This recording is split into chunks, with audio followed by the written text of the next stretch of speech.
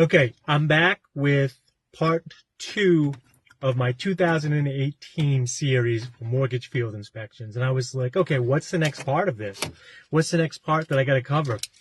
And I guess the next part is, for people that don't know, what is a mortgage field inspection? Now, if you look around, obviously in every neighborhood, you can make a pretty good living just within a few cities or towns. I'm just doing this part-time now, mainly for training purposes. I'm only covering 3 cities in my local area, 1 town and 2 cities in my local area. But they all have properties. And about 95%, and it's almost closer to 100 now because of reverse mortgages, all these properties have mortgages on them. They have a note, either a reverse note or a current up-to-date mortgage note. So the banks, the lenders, and the individuals that own these assets need individuals to go around for certain reasons. So recently we had some ice damage done here through storms and the winter cold and stuff. Ice dam damage to roofs, walls, soffits, interior, exterior. So there was a lot of insurance loss cases. The insurance is attached to the mortgage. Well, they need an inspector to go and check the work in progress. So that's one part of mortgage field inspections is you'll go to properties, you'll make appointments with the homeowners, you'll look at the either partially completed work, the damage, or the completed work, fill out one form of paperwork, and on the way in you're going to take some photos of the street view, the neighborhood, and the property. I'll go more in depth into what you do in the inspection in later videos. With this, I'm going to do just a very generic description of what the job entails to see if it's something for you. Next is you're going to have letter drop-offs. So in some of these properties, there's individuals that are working with mortgages either through refinance or modification programs. They have an existing mortgage, and reverse mortgages as well. So they have an existing mortgage that they're updating to a reverse mortgage, or they're refinancing it so they can get a lower rate, or they're doing a modification where they have too high of a rate and the bank's working with them to get them a lower rate. And while this process is going on, they need to make sure that the asset, the property, is in good working condition and that the money is going to be going into that actual property. So they'll send us by to do a routine checkup on the property, maybe meet with the homeowner for a split second, give them a letter, tell them why we're inspecting the property, give them a contact letter, and then we're on our way. These inspections, minus the driving time, take about 5 minutes. The insurance and loss inspections, if you're good at it, depending on how much you like to talk to the customers and stuff, they take between 10 and 15 minutes. Next is we have delinquencies. So sometimes there's properties where the individual is either passed away, unfortunately, or they're not paying their mortgage due to injury or loss of career or job. And the bank and the mortgage want to check on the property while they're renegotiating the funding for the property. If either the person's going to be leaving the property or they're going to be doing one of the modifications that we spoke about earlier. But while this paperwork's going on, sometimes it's in court. So this is just a drive-by inspection where it's okay to contact the individual. They know what's going on, but you don't have to contact them. And we're going to drive by, take some pictures of the street scene again, take some pictures of some occupancies, take some pictures of the house, and just let the bank or the mortgage company or the asset lender know that this property is okay, it's maintained, somebody's living there, you don't have to worry about it. Because if you owned a house and you're paying for it, if you had a mortgage out on it and you are away from that, and you let people borrow money, you want to make sure that the electricity and the heat's not off, because that could cause, weather damage based on the temperature of the area and stuff. So we also do bankruptcy and no contact inspections. This is when there's an argument that hasn't been settled yet between the homeowner or the individual living in the home and the actual asset owner, which is the mortgage company, the lender, or the bank. So you'll still take similar photos, but you're going to go by a little bit more stealth and take some street scene photos and some distance photos of the property. You're just checking up on the mortgage. So basically, mortgage field inspections is, you can make a really great living off of this if you want to drive, 9 to 5 every day, 5 days a week. You can go out there and set your schedule and stuff. I personally don't want to drive that much. There's lots of people that do love driving. They like to be in the outdoors. But I consider this an entry-level position into real estate. And I don't say that as a bad way. I'm just saying that you don't have to have a high skill set. You're going to use some software on a computer. You're going to use a tablet or a smartphone and some updated software now that we have in 2018. Know how to use GPS and stuff. But this is just a basic inspection where you're checking on owned properties in the area. So that's the definition of a mortgage field inspection. If you Google field inspections or mortgage field inspections or Yahoo search it, you'll see some of the stuff. I'm going to put some walkthroughs and videos, and as you go on the stuff, I'll be explaining what a contact inspection is, exactly how to do that, a non-contact inspection, a paperwork drop-off, the photos you need to learn, vacancy walkthroughs. That's the last one. So if a property does go back to the bank, there's going to be a transition phase where there's no longer someone living in the property.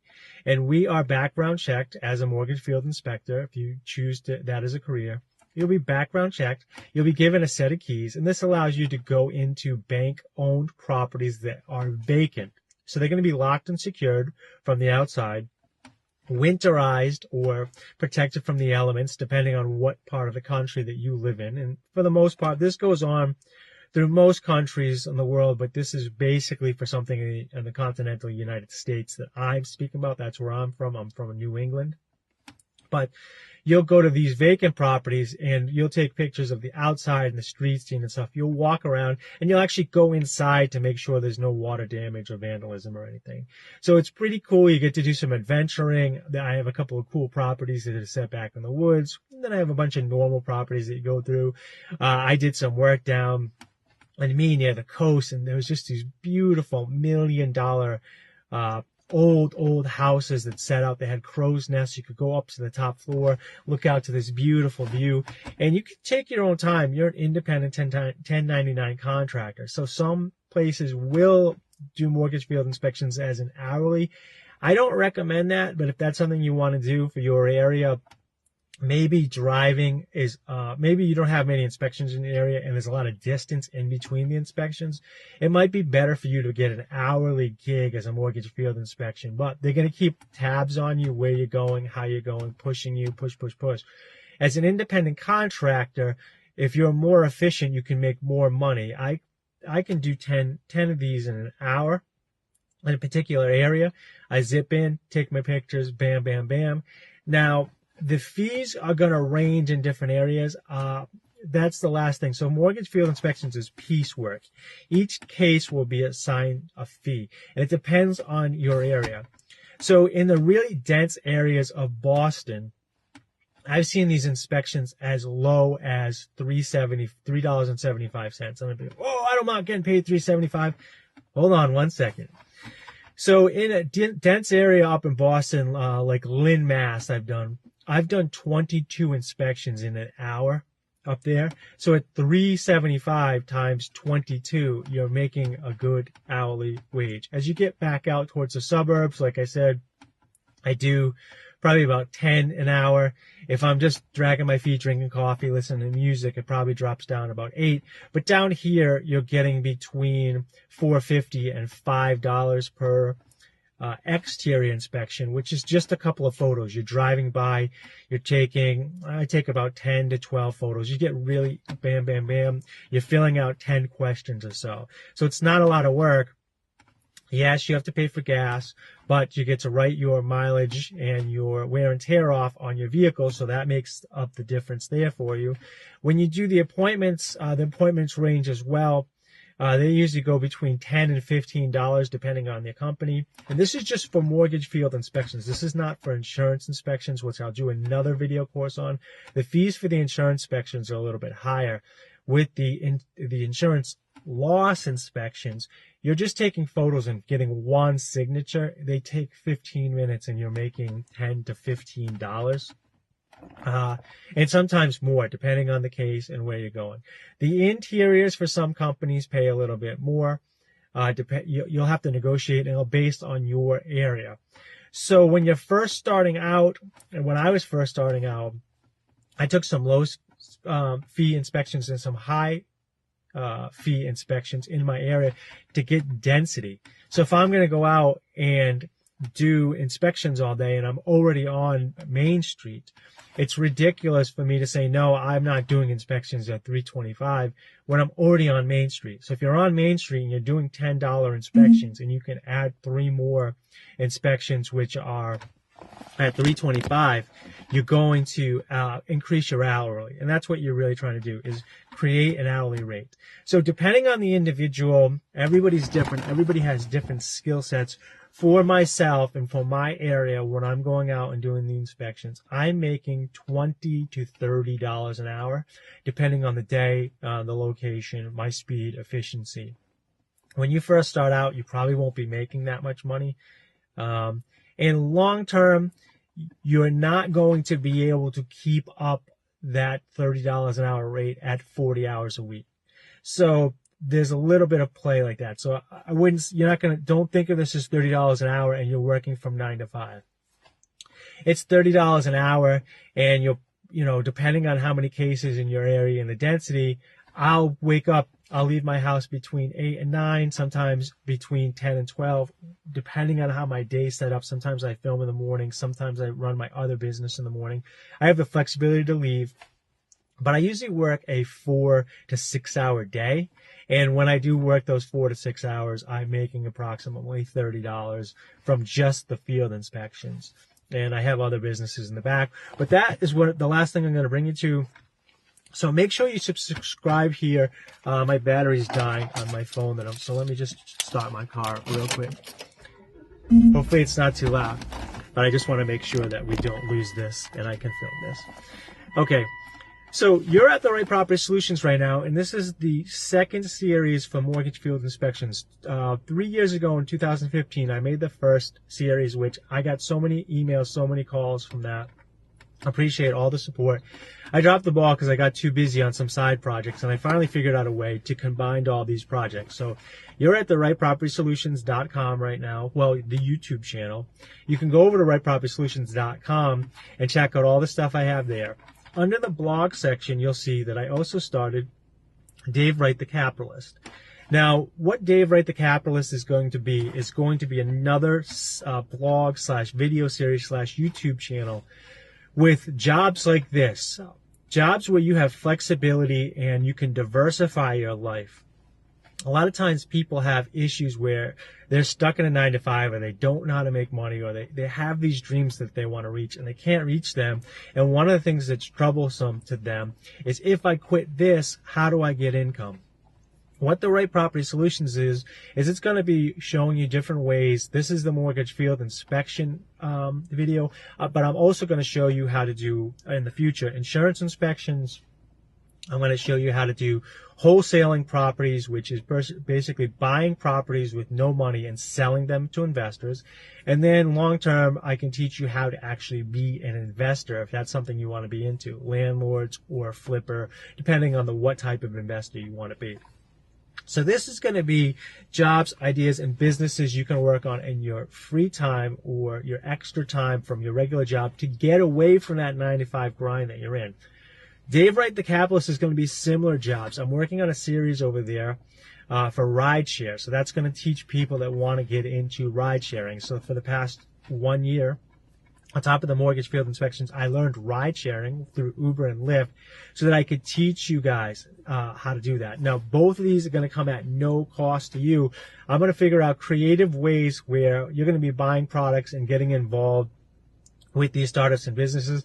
I'm going to figure out creative ways for you and me to win-win. You learn, and you can fund me without having ads or advertisements. And they're going to be free to you. So if you're low on money right now and you're trying to make something of yourself and you need some motivation, start off. Try these videos. Once they start working, once you start generating income, give back to the community so I can continue to make these videos. And then the next person that needs help can get a free education. This will be a way for us to actually work as a unit, as a community, to actually put out free education, donation-based education for people. Brings me to the last part. I'm also going to start a channel called Dave Wright the Thinker.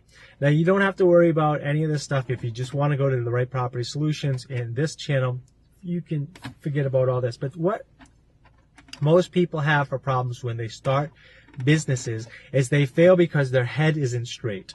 What Dave Wright, the Thinker, is going to be is a philosophy kind of based channel where we're going to be discussing motivation, how I stay healthy, how I stay motivated. If you look at my older videos, I was about 190.